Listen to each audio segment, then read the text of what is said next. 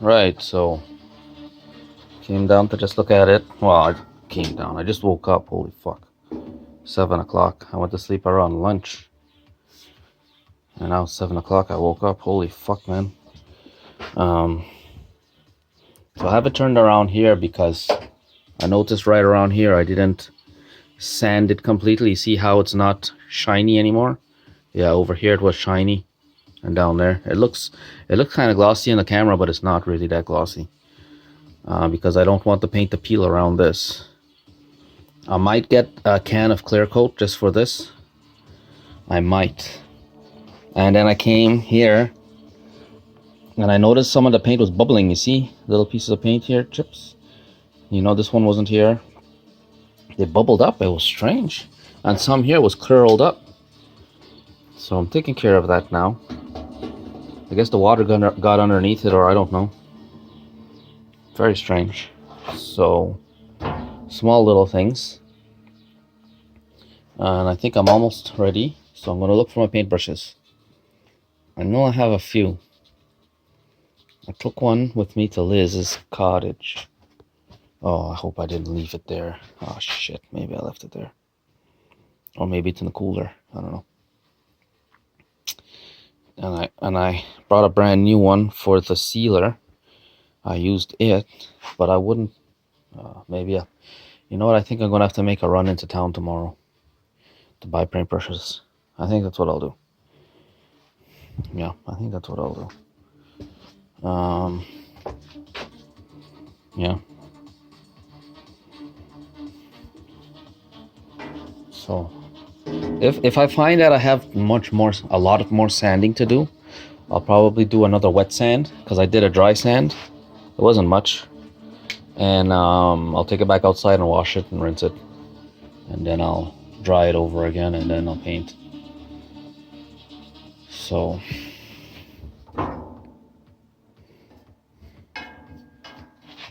see, like if I had a workshop, it's not going to be in my way, and I could come work on it at my leisure. Well, can you imagine what kind of opportunities I would have had in Toronto like this? You know, every now and then I'd get something like this to make big money in between small jobs, you know? Everything I was doing, my parents were just looking at it.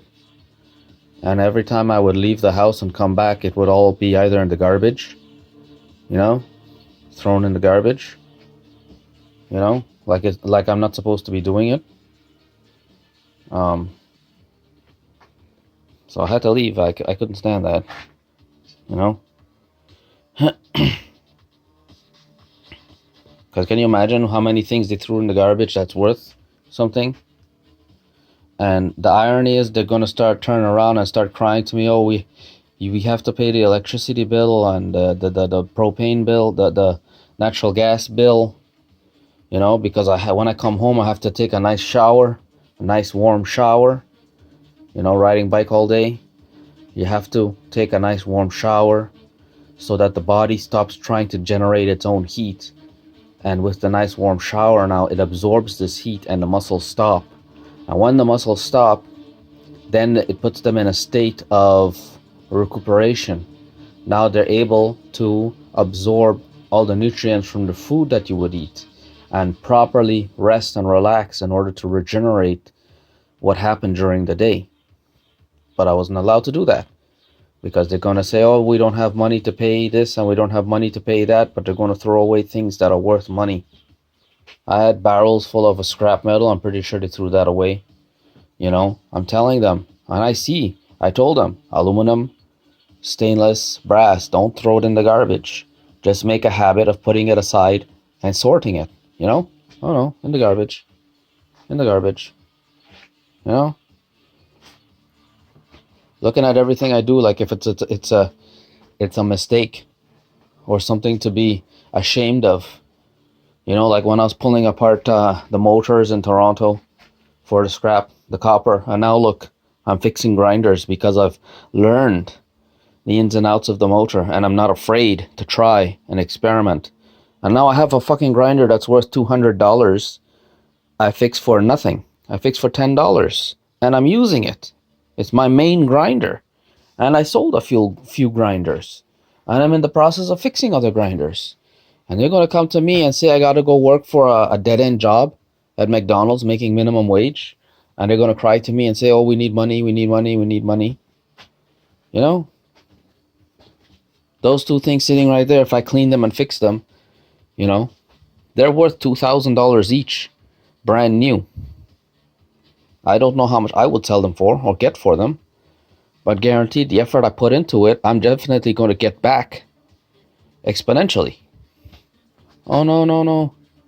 You can't do this, you can't do that, but we need money, we need money. I couldn't take it.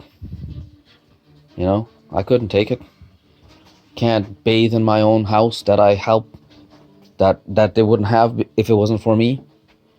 I can't eat in there. I can't rest. I can't relax. Every time I bring something and set something up, it gets dismantled and thrown somewhere else, you know?